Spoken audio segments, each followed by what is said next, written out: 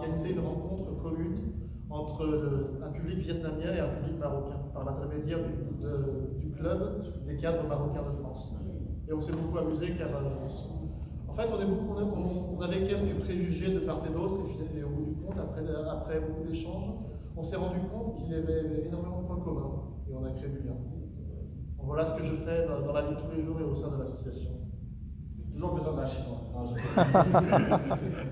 Voilà, j'apporte à l'association des idées, des contacts, de l'organisation. En tout cas, ils sont efficaces parce qu'ils sont très rigoureux. Quand ils font quelque chose, c'est jusqu'au bout. Donc on est toujours bien entendu. Encore dans les préjugés. Toujours dans les préjugés. Même à 23 h le soir, il m'appelle pour parler d'organisation de rencontres. Et j'adore quand il se présente, parfois il dit aux enfants, il dit je suis malien. Ils regardent, t'es malien toi? Il dit oui, je suis malien.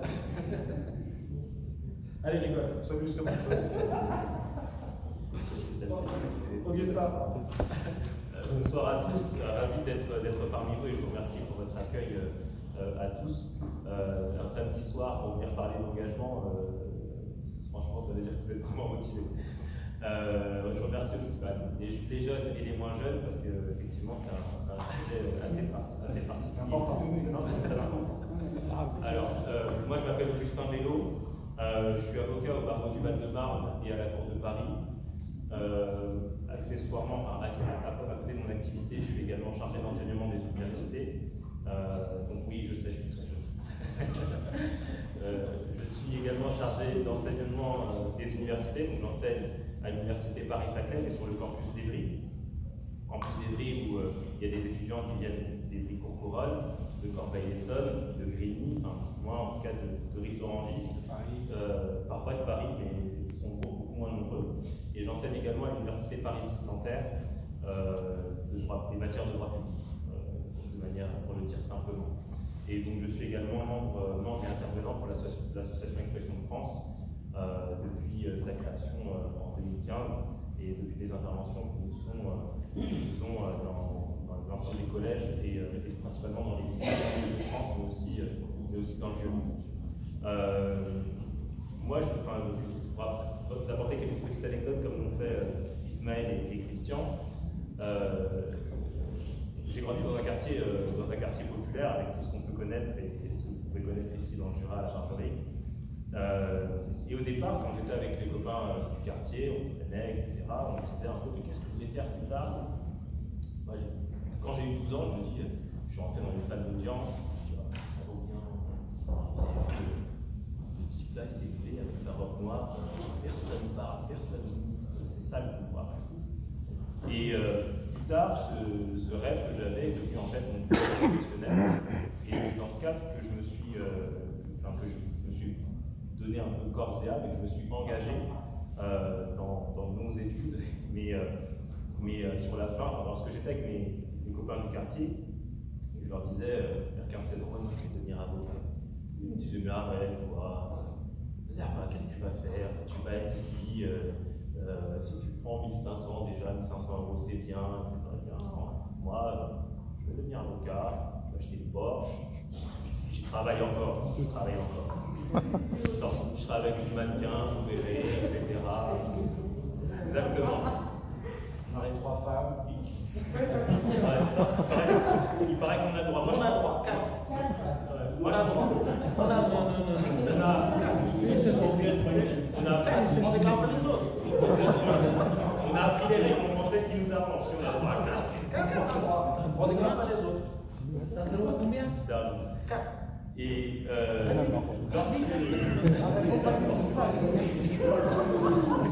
le monde a deuxième.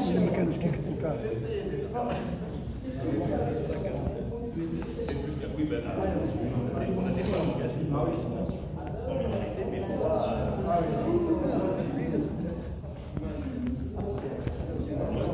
Je reprends. Et lorsque je me suis engagé dans mes études de droit, aujourd'hui je suis dans un cabinet où on est quelques avocats et moi je fais principalement du droit civil, du droit de la famille et du droit pénal. On vient bien quelque part. C'était marrant parce que mes premiers dossiers, le premier type que j'ai eu dans le box venait de mon quartier. Donc pour moi ça a permis de passer outre certaines amabilités, ça ne peut pas m'être, je dis pas m'appeler maître. Mais c'est un peu comme ça que je me suis engagé. Et aujourd'hui, en fait, du fait de mon métier, de ma profession, compte tenu des personnes qui arrivent majoritairement, malheureusement, dans le box, je m'évertue, en tout cas, je fais le maximum pour les défendre et pour leur dire que lorsque la bêtise n'est pas trop importante, ces personnes, elles ont parfois d'autres opportunités, d'autres perspectives. Et c'est incroyable de voir parfois le parcours de vie de certaines personnes. Moi, je croise beaucoup de mamans qui viennent me voir après les audiences et parfois ça se passe bien et elles me remercient, etc. en pleurs. Et parfois, vous avez vraiment des parcours de vie qui sont très particuliers. Et c'est. Moi, je pense que j'aurais pas pu faire autre chose de ma vie. Parce que même quand je vois des jeunes qui, parce qu'ils ont fait une bêtise, et quand je vois la réponse que leur donne la justice, la réponse que leur donne la justice, aussi celle de l'État, parfois je la trouve un peu injuste. Et je sais que si on était intervenu un peu plus en amont, si l'école de la République avait fait son travail, si on avait permis à ces jeunes de se réunir dans d'autres cadres, plutôt que de les délaisser dans les quartiers populaires et dans les quartiers nord, parfois dans lesquels nous, on a grandi, en tout cas Prismel et moi, dans des zones plus périphériques pour Christian, et ben je sais qu'il y aurait eu d'autres perspectives et d'autres possibilités, qui auraient été beaucoup plus nobles et qui auraient rendu fiers leurs parents, en tout cas, je sais qu'il y a beaucoup de parents aujourd'hui. Et en tout cas, dans le cadre de l'association, nous, ce qu'on veut faire, c'est redonner la parole à ceux qui en ont le moins. Pas d'un point de vue politique, parce qu'on n'est pas partisan. Dieu seul sait à quel point j'ai eu des propositions, j'ai toujours dit non. Mais en tout cas, pour permettre de faire entendre toutes les voix, même et surtout celles qu'on entend moins. Merci. Vous avez la parole. Des questions, on commence à échanger. Qu'est-ce que vous avez envie de faire, l'engagement? Qu'est-ce que l'engagement pour vous? Est-ce que vous pensez qu'il y a un intérêt à s'engager encore aujourd'hui? Les jeunes, qu'est-ce que vous en pensez? Est-ce que ça sert à s'engager? Est-ce que vous avez envie de vous engager? Est-ce qu'il y a un intérêt? Vous avez des questions? La question la plus dure, c'est souvent la première, donc on va passer tout de suite à la deuxième.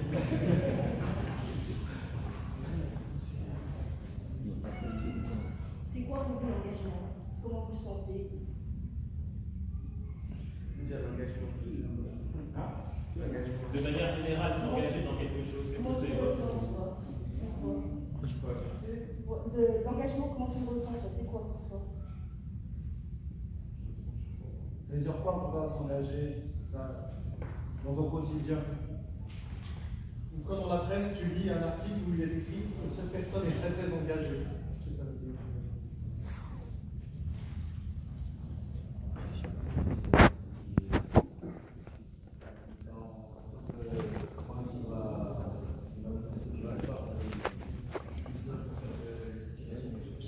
S'investir?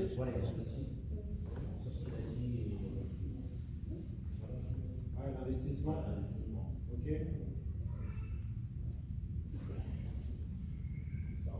Bon, on va faire un tour de table. Moi, j'ai peut-être une Vas-y, question en fait. Est-ce qu'il y a pas plusieurs formes d'investissement ou d'engagement?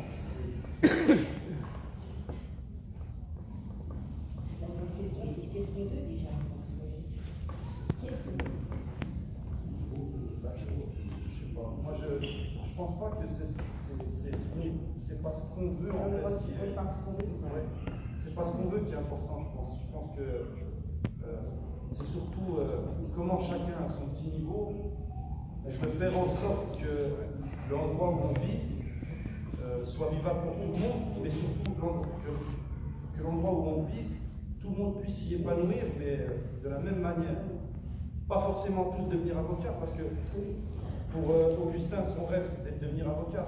Pour un autre, ce sera peut-être de devenir plâtrier. Comment on fait pour supprimer en fait ces espèces d'étiquettes qu'on colle sur les métiers, qu'on colle sur les profils, font qu'une personne, elle se sentira peut-être inférieure à une autre alors qu'il n'y a pas de raison. Tu comprends? C'est dans ce sens-là que je dis. Oui, non, sur tout le monde en général. Même sur les hommes et les femmes, c'est genre, même pour les femmes, les jeunes. En général, je ne fais jamais de distinction. Je ne fais jamais la distinction entre gens de quartier et. Moi, je n'en fais pas, mais moi, j'ose pas dire que c'est ma majorité. Je sais. Parce que la majorité, là. Tu vois, je vais revenir sur ce. Moi, je sais que c'est très bien. Je dis, là, je dépend. Mais je n'ose pas, des fois, parce que, oui, je sais là-haut, il y a plein de gens, et là. Ben là, tu rebondis sur ce que disait Ismaël tout à l'heure quand il parlait de complexe. En fait, là, le fait d'être complexé du lieu du maintien. C'est pas complexé. En général, je n'ai jamais complexé. Non, je ne dis pas que moi, je n'ai pas complexé ça. Voilà, c'est dans l'autre sens. Les gens, ils savent qu'il y a pas mal de choses là. Ils n'osent pas venir. Moi, je connais beaucoup de ça qui est pas loin. J'ai connu en formation que les gens ne veulent pas venir à Carrefour, qui est juste à côté, parce qu'ils ont peur de se faire. L'objectif de notre association, c'est de changer la mauvaise image de la maçon. Après, moi, je me défends. Parce qu'il y en a plein de gens qui disent qu'il y en a des endroits, on ne peut pas y aller, comme le Carrefour. Vous pouvez me dire qu'il y a des gens qui ne peuvent pas y aller à Carrefour, ils peuvent y aller à Géométrie, par exemple. Il y a des jeunes qui vont parler plus tard. On a un petit exemple. Curiaille. Vous pouvez se présenter? Je m'appelle Jonathan Curiaille, j'ai 23 ans. Je voulais d'abord vous remercier par ce que vous faites, puisque je suis moi-même, on peut dire que je suis passé par là. C'est-à-dire que j'ai eu la chance de connaître Madame Benabia. J'ai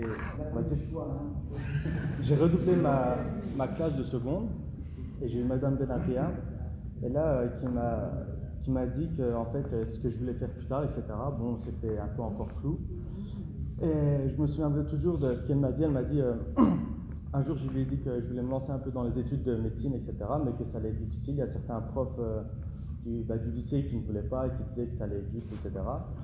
Et je reviens au point où vous avez dit que vous étiez comme des grands frères. C'est là où je retrouve Madame Benagria qui, elle, m'a sorti T'es un battant. Et depuis ce jour-là, ça a été le déclic, que ça soit pour le lycée, ensuite pour la fac de médecine, etc. Du coup, je voulais vous remercier pour briser un peu la glace qu'on a, nous, enfin, que j'avais, qu'on se limitait à certaines choses, mais en fait, qu'il ne fallait pas, fallait se lancer. Et c'est là que je veux en revenir, c'est que c'est bien d'avoir des personnes qui vous lancent, qui vous montrent un peu le chemin et qui vous disent de ne pas se limiter à un préjugé. La dernière phrase est super importante quand même. Il n'y a pas de limite. Mais ça,